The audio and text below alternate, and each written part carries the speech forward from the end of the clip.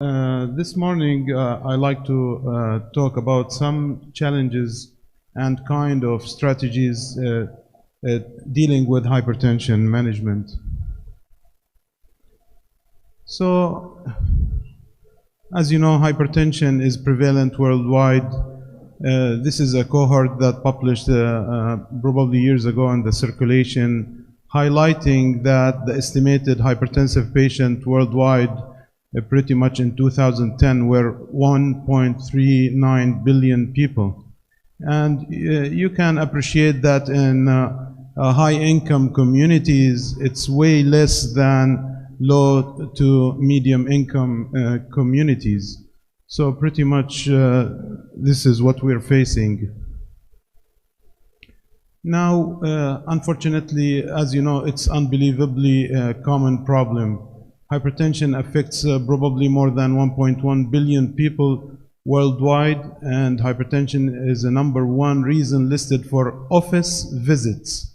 So we are facing like 42 million office visits as the primary diagnosis of hypertension. And as you see that hypertension unfortunately causes or contributes to more than 500,000 admissions per year worldwide. And hypertension, unfortunately, is the leading cause or contributor, as you know, to cardiovascular death involving myocardial infarctions, strokes, vascular disease. And 9.6 million deaths per year may be attributable, unfortunately, to hypertension. As I mentioned, in the United States, probably 33% of adult Americans involving 86 millions having hypertension defined as a blood pressure of 140/90. From these, 45% were African Americans, which is almost highest in the world. And 65% of the American age above 60 years old are hypertensive, unfortunately, and this is escalating a problem with age. So 90% of the American above age of 85 are hypertensive. So in a projected prevalence in 2030, almost 41% of adults worldwide, they're going to be hypertensive.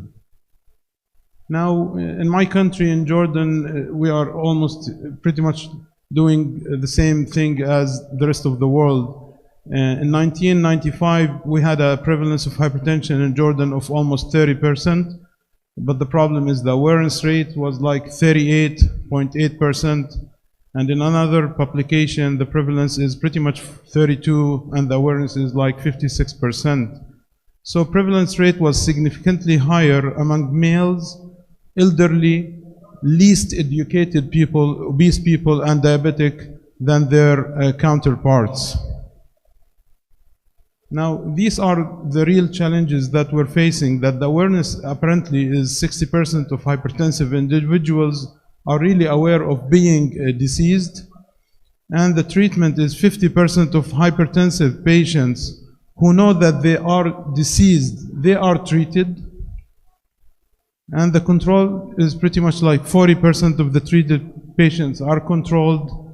And finally, unfortunately, of all antihypertensive or of all hypertensive patients, only 12% are really well controlled. This is another cohort published in Jordan, just to highlight that the problem is the lower adherence with more severe hypertension. So in stage 2 hypertension, unfortunately, the adherence is getting worse.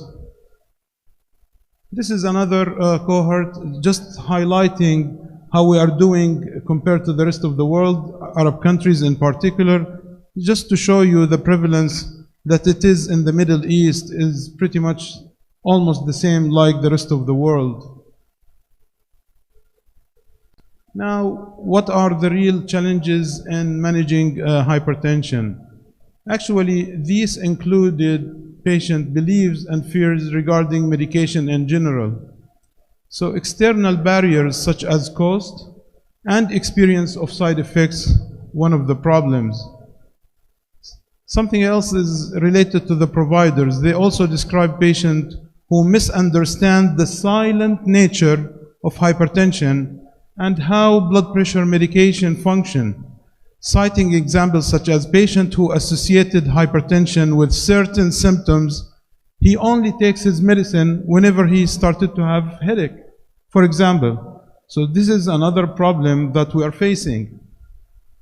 Now, physicians say that we can say whatever we want.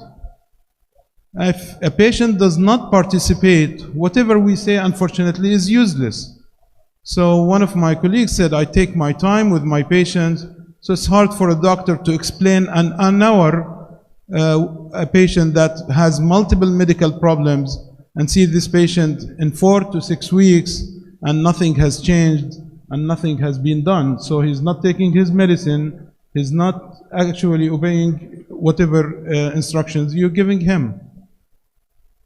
One other colleague said that I think a lot of challenges for controlling hypertension happen outside the office. So I can't have someone go to their house and make sure that they take these pills. So this is another challenge. So you instruct the patient that you need to take this pill probably morning or evening, but the problem, those patients, they do not comply. So they don't follow your instructions. This is a suggested, actually, a strategy to manage hypertensive patients.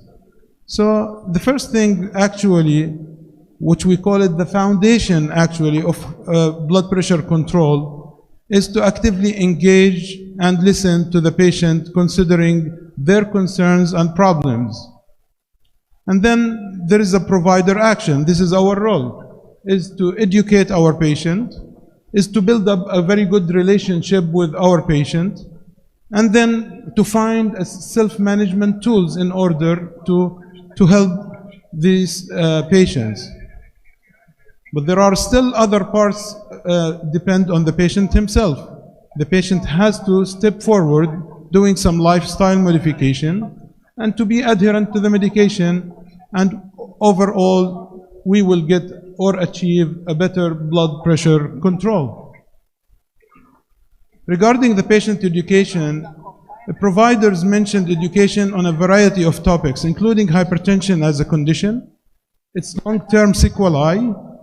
If left uncontrolled, lifestyle changes can help improve blood pressure, and the importance of medication adherence to controlling blood pressure. So one of my colleagues said, I stress the strokes, the heart attacks, myocardial infarction for people who are starting on medication, and I explain the need to maintain this kind of medicine in order to halt the progression of the disease, or in order to decrease mortality and morbidity. Now, what about relationship building?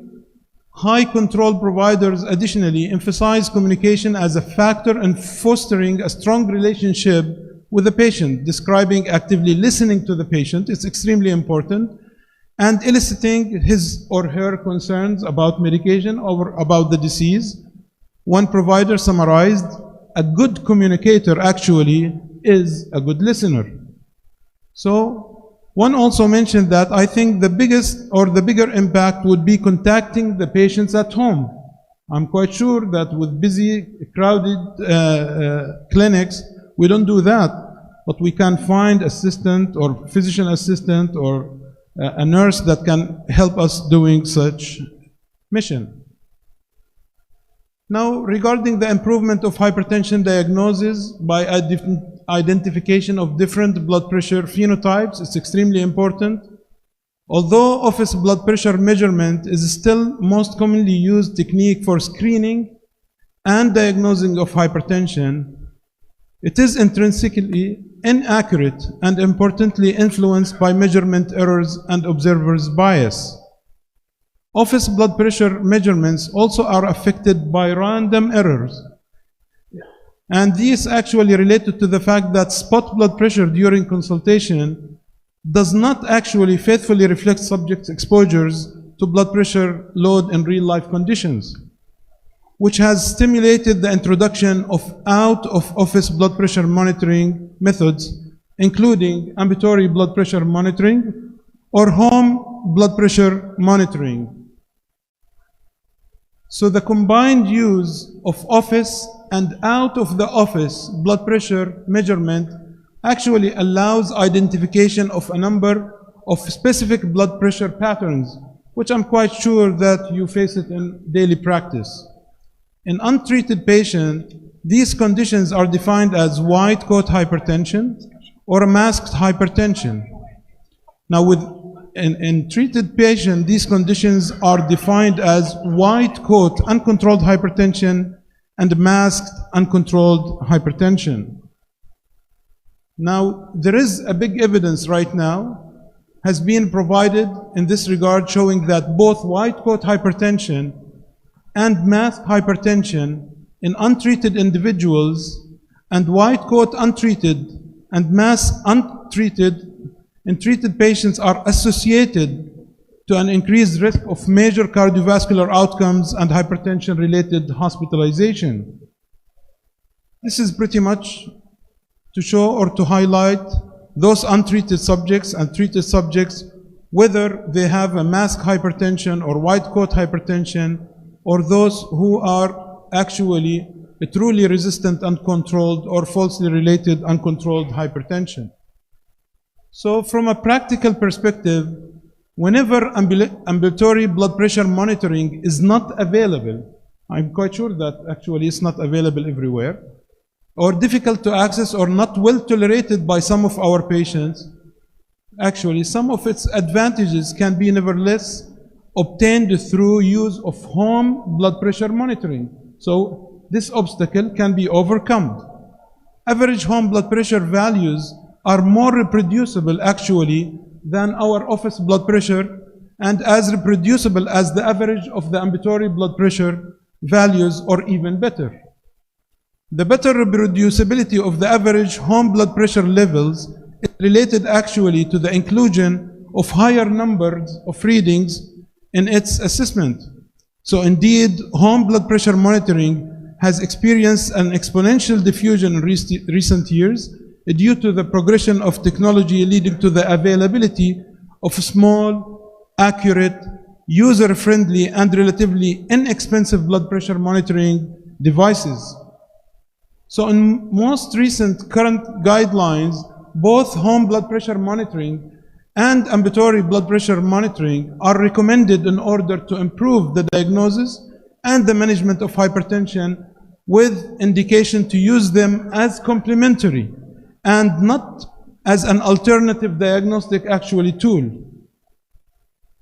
Now, in order to do a good job in improvement in hypertension control, recent reports indicate that blood pressure control remains inadequate actually, so remains far from adequate regardless of global location, with only 60% of treated subjects unfortunately achieving a good control of their blood pressure.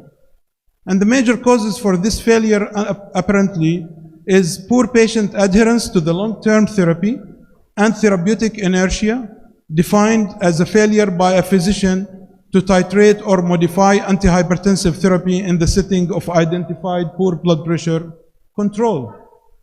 Now, the low adherence to antihypertensive medicines is the most common cause of treatment resistance and is really associated with an increase in the cardiovascular mortality and morbidity. And according to a large meta-analysis of prospective epidemiological trials, about 9% of cardiovascular disease events may be attributable to poor adherence to cardiovascular medications. Now, the factors driving to the non-adherence in a given patient actually can vary depending on the patient profile, including their fear of possible or experienced adverse event. دكتور بتعطيني هذا الدواء بتنفخ رجلي، دكتور بتعطيني هذا الدواء I go to the toilet. So they have a lot of concerns, our patients, unfortunately. So the fear of possible or experienced adverse events, lack of information, actual or perceived lack of treatment benefit, forgetfulness, والله نسيت يا دكتور, complexity of dosing, this is extremely important. All these actually with polypharmacy contribute actually to lack of management and non-adherence of our patients. One more problem is physicians' inertia. I mean the failure to initiate therapy or intensify or change the therapy in patients with elevated blood pressure values. And a poor patient-physician communication are also a real contributing factors for such failure to achieve our targets for blood pressure control. Now remember, pharmacological regimens considering the duration of action of antihypertensive drugs and treatment simplifications to improve 24 blood pressure control and to reduce variability. This is an extremely important point that I like to highlight this morning. Remember that blood pressure fluctuation over 24-hour period are characterized by substantial reduction during sleep, a rapid rise upon awake, and a variable magnitude during to awake status. And this depends on a person activities and emotional status. بقول لك المريض أنا أول ما صحيت الصبح قست ضغطي كان 180 على 100. شربت كاسة مي, I went to the toilet, ارتحت شوية, فجأة ولا هو 130 على 80. This variability is extremely important to remember actually when you tailor your medicine and when you prescribe your medicine. So that's why we always like to highlight about those good quality medicines that has an excellent trough to peak ratio, an excellent quality medicine that covers 24 hours. Okay, I'm talking on behalf of Pharma International today, so I have to highlight that they have an excellent molecule called the olmesartan molecule that probably, one of the unique molecules probably provided all these data to counteract the problems. Sorry, 2 minutes for you left. Okay. 2 minutes only. All right. One more thing is that nocturnal blood pressure is now recognized as superior to daytime blood pressure in predicting cardiovascular risk. This is another problem. So if your medicine has a short half-life, so your patient in trouble regarding his dip, low dip, or nocturnal blood pressure rise, that might contribute to cardiovascular mortality and morbidity. An increase of the blood pressure variability throughout the 24 has been shown to carry prognostic information. In addition, that carried average 24 blood pressure level being associated with increased organ damage. Remember that, more cardiovascular mortality and morbidity.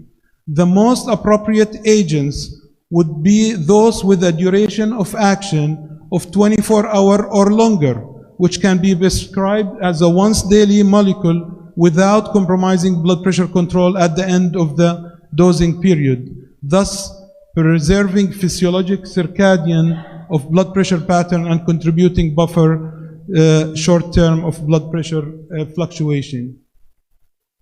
These are the indices to quantify consistency of blood pressure control over 24 hours. The indices is to assess actually consistency of blood pressure control throughout the dosing interval proposed over the years include trough to peak ratio. There is something called smoothness index and treatment on variability index, but the time is short to go over these, unfortunately. Remember to use ambulatory blood pressure to assess 24-hour control by treatment. Remember that fixed dose combination to simplify therapeutic regimen for your patient give you actually an insight that the mortality and morbidity based on all these guidelines, all these data that we have actually contributing to less mortality and morbidity. So guidelines confirmly recommend single pill combination of two or more agents as a first line treatment in the majority of patients with hypertension other than low risk grade 1 or frail people. And the key messages out of this talk is that medication adherence was a real challenge to managing hypertension in primary care. Education, relationship building, and self-management were really key strategies, and always providers with high blood pressure control actively engage their patients, and quality improvement efforts should consider including communication training. With that, I conclude. Thanks for your attention.